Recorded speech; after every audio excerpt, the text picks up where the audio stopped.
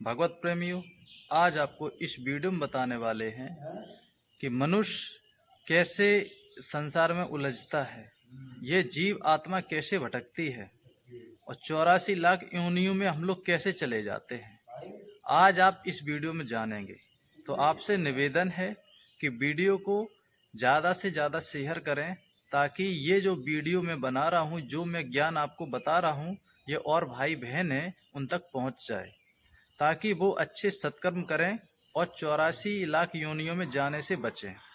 तो वीडियो को लाइक करें, शेयर कर देना और हमारे इस YouTube चैनल को सब्सक्राइब ज़रूर कर लेना, ताकि हम जब भी कोई वीडियो अपने चैनल पर अपलोड करें आप लोगों तक पहुंच जाए। और मैं आपको बताना चाहूँगा कि मैं जो वीडियो बनाता हूं एकदम शत प्रमाण के साथ बनाता हूं, ताकि आपको ये न लगे कि मैं आपका समय बर्बाद कर रहा हूं। और यदि आपका कोई कमेंट है, आपका कोई प्रश्न है, तो हमें कमेंट बॉक्स में ज़रूर बताएं, हम आपका जवाब ज़रूर देंगे और आपका सहयोग भी करेंगे। तो भगवत प्रेमियों, मैं आपको बताना चाहूँगा, जैसा कि मैंने शुरू में बोला कि मनुष्य 84 लाख योनि में कैसे जाता है, यानी कि आपने या हमने किसी भी ने मनुष्य शरीर प्राप्त किया। मनुष्य शरीर कब प्राप्त होता है? तुलसीदास महाराज ने लिखा है, बड़े भाग मानस तन पावा। बड़े कई जन्मों के हमारे जब पुण्य होते हैं तब हमें ये मनुष्य शरीर प्राप्त होता है, ऐसे साधारण नहीं मिल जाता। और आपने देखा मनुष्य तो कई प्रकार के होते हैं, कोई लंगड़ा है, लूला है, काना है, बहरा है, अंधा है। मनुष्यों में भी तो अंतर है। कुछ कहते हैं उनको मनुष्य शरीर प्राप्त है, लेकिन एक मनुष्य, मान लीजिए एक साधारण व्यक्ति गरीब है, निर्धन है, एक धनी है जिसके पास अनाप शनाप करोड़ों के हिसाब से धन है। एक मनुष्य वो है जो भगवान की शरण में भक्ति कर रहा है, साधु संत है और भगवान की भक्ति कर रहा है, भगवान की आराधना कर रहा है। एक वो है जो नास्तिक है, सब कुछ है लेकिन भगवान की भक्ति नहीं करता है, पढ़ा लिखा है लेकिन ईश्वर में उसका कोई भाव नहीं होता। ऐसे मनुष्यों में कई भेद होते हैं। तो मैं आपको बताना चाहूँगा कि मनुष्य कैसे फंसता है। देखिए, मैं आपको एक उदाहरण दूंगा जिससे आपको समझने में आसानी होगी। तो आपसे निवेदन है कि वीडियो को पूरा जरूर देखें, स्किप ना करें, तभी आपको अच्छे से समझ में आएगा। देखिए, मान लीजिए हर साधु संत ने बताया है, शास्त्रों में लिखा है कि 5 ऐसी कर्म इंद्रियां हैं जिनसे हमारा विनाश होता है। मैं आपको उनके अवगुण हैं, काम, क्रोध, लोभ, मोह, अहंकार। इनमें मनुष्य नास्तिक हो जाता है और मनुष्य अपना जीवन यूं ही गवा देता है। मनुष्य अपने मुख्य जीवन का जो कर्तव्य उसको भूल जाता है और यहाँ संसार में आकर नाना प्रकार की जो माया है उनमें उलझ जाता है और भटकता रहता है। अंत में क्या होता है, वो शरीर को छोड़ जाता है और कर्म अनुसार उसको शरीर प्राप्त होता है। यदि उसके कर्म अच्छे हैं तो उसको मनुष्य जन्म मिलता है, यदि कर्म बुरे हैं तो 84 लाख योनि में भटकता रहता है और फिर से वो मनुष्य शरीर प्राप्त नहीं कर पाता, क्योंकि तब तक उसका समय निकल जाता है। तो आपको बताना चाहूँगा कि मनुष्य कैसे सद्गति को पहुँचे, कैसे अपना मोक्ष कराए और इस संसार में रह के कैसे बचे, ताकि उस पर कोई माया का असर ना पड़े। तो मैं आपको बताऊंगा। देखिए, जैसे आपने देखा होगा कि कमल का पौधा होता है, पेड़ होता है, फूल होता है, जो वो जल में ही उत्पन्न होता है। आपने देखा होगा कि कभी आप कमल के पौधे और पानी की बूंद डालना या कमल के फूल पर डालना, तो क्या होता है, जैसे ही बूंद उस पत्ते पर डालेंगे कमल के पेड़ पर, तो तुरंत पानी की बूंद सरक जाती है, उस पर ठहर नहीं सकती। ठीक इसी प्रकार हम इस संसार में रहें लेकिन संसार की माया मेरे ऊपर ठहर ना पाए, हमारे ऊपर माया असर न दिखा पाए।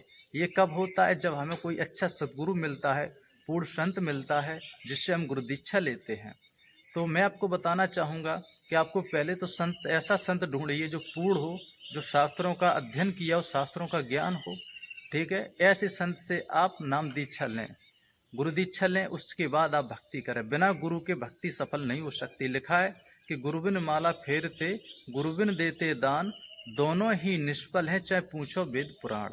ऐसा शास्त्रों में लिखा है, वेद पुराणों में लिखा है कि जिसके गुरु नहीं है तो वह चाहे कितना भी जाप कर ले, कोई फायदा लाभ होने वाला नहीं है, और चाहे कितना भी दान कर ले, कोई उसका अर्थ नहीं निकलता है। इसलिए सर्वप्रथम आप गुरु बनाएं, गुरु बनाने के बाद आप भक्ति करें, तभी आपका मोक्ष होगा। अब मैं आपको एक उदाहरण बताना चाहता हूँ, ध्यान से सुने।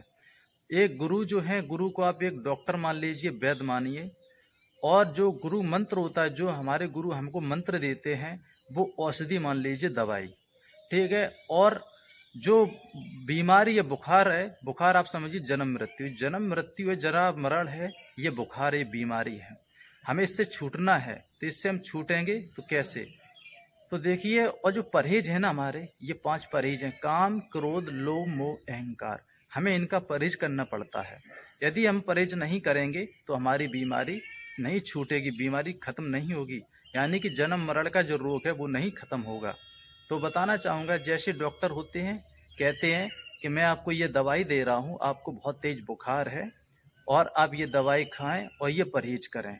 यदि कोई व्यक्ति, मान लीजिए मरीज, क्या करता है कि दवाई भी खाता है, डॉक्टर के बताए हुए नियम भी कर रहा है, लेकिन परहेज नहीं करता है, यानी कि जैसे डॉक्टर बोल देते कि आपको खटाई मिठाई नहीं खाना है, बादी चीज़ नहीं खानी है।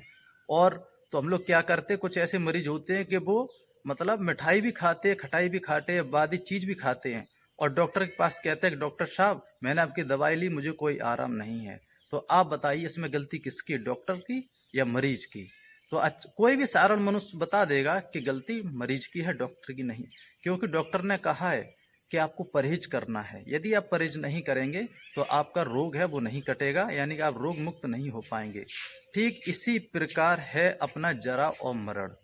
यदि हम काम, क्रोध, लोभ, मोह, अहंकार है, इससे बच के नहीं रहेंगे, यानी कि हमको काम से बचना है, काम वासना में नहीं उलझना है, क्रोध को त्यागना है, कुछ भी हो जाए हमें क्रोध उत्पन्न नहीं करना है, ठीक है। लोभ हमें नहीं करना है, काम, क्रोध, लोभ, मोह, हमें मोह नहीं करना है किसी से, चाहे कोई, चाहे मेरा पुत्र हो, पुत्री हो, कोई हो, हमें प्रेम रखना है, लेकिन हमें मोह नहीं रखना है, हमें उनमें नहीं उलझना है। हमें सिर्फ जो कर्तव्य हैं, जैसे एक पिता का कर्तव्य होता है अपने पुत्र का, तो वो अपने पिता अपना फर्ज निभाए, अपना कर्म करे, ठीक है। इसी प्रकार पुत्र अपना फर्ज निभाए, अपना कर्म करे, लेकिन हमें मोह नहीं करना है, ठीक है। ये परहेज हैं। इन परहेजों को जब हम पूर्ण रूप से, नियमित रूप से करेंगे, इनका नियम करेंगे, पूरा उल्लंघन नहीं करेंगे, तो हमारा जो जन्म मरण का जो रोग है ये कट जाएगा, तभी हम मोक्ष प्राप्त कर सकते, अन्यथा नहीं कर पाएंगे।